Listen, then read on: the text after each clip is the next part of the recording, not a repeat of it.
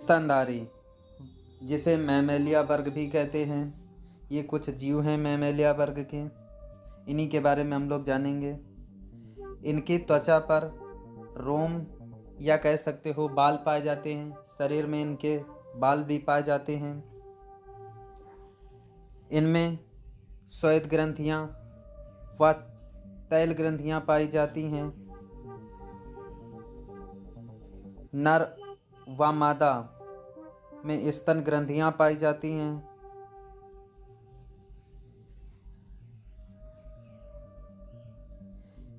ये द्विवर्धंती होते हैं, अर्थात जीवन में 2 बार दांत निकलते हैं। मनुष्य में 20 दांत 2 बार निकलते हैं। इनका हृदय 4 वयस्वी होता है, अर्थात हृदय में 4 चेंबर होते हैं, 2 आलिंद और 2 निलय होते हैं। ये उच्चतापी व समतापी होते हैं। अपवाद में इनका प्रोटोथीरिया वर्ग जो है वो असमतापी होता है। इनमें श्वसन जो होता है वो फेफड़ों द्वारा होता है। स्तनधारियों के अगर भाग की बात करें तो 3 भाग होते हैं, यानी कह सकते हो स्तनधारियों को हम 3 भागों में बांटते हैं। पहले नंबर पर प्रोटोथीरिया को रखते हैं। इनका जो विकास हुआ है वो सरीसृप वर्ग से हुआ है। ये प्रारंभिक स्तनधारी कहलाते हैं।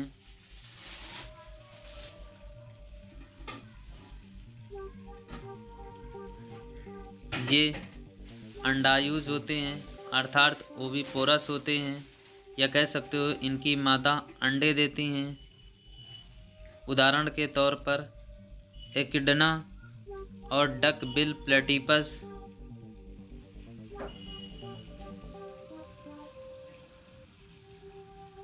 मेटाथीरिया दूसरा है, इसका विकास प्रोटोथीरिया से हुआ है, यानी पहले सरीसृप बने, फिर प्रोटोथीरिया बने, अब मेटाथीरिया बने। ये अल्प विकसित स्तनधारी कहलाते हैं, यानी पूरी तरीके से स्तनधारी ये नहीं बन पाए थे अभी भी। इनकी मादा जो हैं वो अपरिपक्व बच्चे का जन्म देती हैं।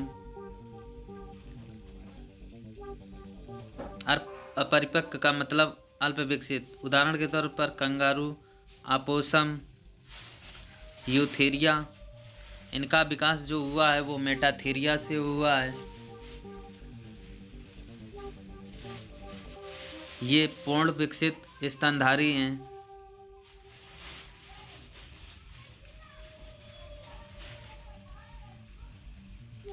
इनकी मादा पूर्ण विकसित बच्चे को जन्म देती हैं, या कह सकते हो ये विविपोरस हैं। उदाहरण के तौर पर मनुष्य, पशु, चमगादड़, चूहा, ब्लू व्हेल, डॉल्फिन, छछूंदर, पेंगोलियन, ये इसके सब उदाहरण हैं। डॉल्फिन भारत का राष्ट्रीय जलीय जीव है। ये गंगा नदी में पाया जाता है। कंगारू अपने बच्चे को विकसित करने तक मार्सुपियम या इसे कह सकते हो शिशुधानी में रखता है। एकमात्र विषैला स्तनधारी जो है वो है डक बिल प्लेटिपस।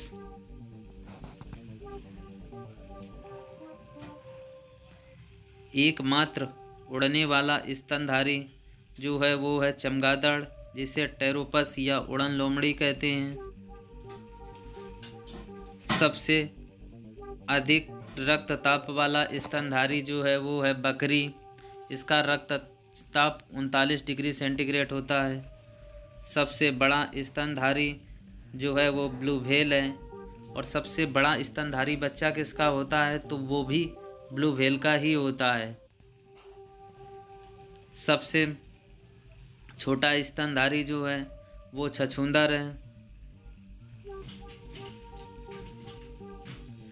सबसे बड़ा स्थलीय जंतु जो है वो हाथी है।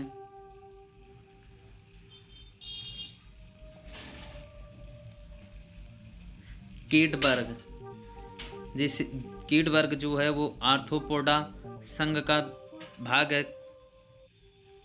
जो आर्थ्रोपोडा संघ है उसका एक भाग कीट वर्ग है। कीटों का अध्ययन जो कहलाता है वो एंटोमोलॉजी कहलाता है। कीट जगत जो है वो सबसे बड़ा समूह है या कह सकते हो जगत है। ज्ञात 15 लाख जीवों में से 10 लाख कीट वर्ग के ही जंतु आते हैं।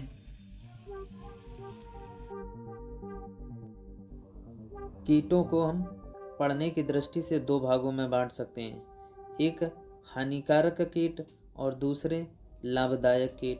हानिकारक कीट का मतलब ये है कि जो हमें हानि पहुंचाते हैं किसी भी तरीके से, उन्हें हम हानिकारक कीट कहते हैं। और जो लाभदायक कीट हैं वो हमें किसी तरीके से लाभ पहुंचाते हैं, उनको हम लाभदायक कीट कहते हैं।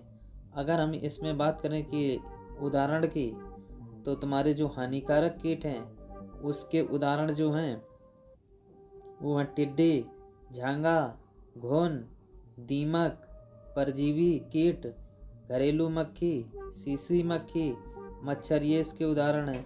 और लाभदायक के उदाहरण बात करें तो लाख कीट है, रेशम कीट है, मधुमक्खी हो गए।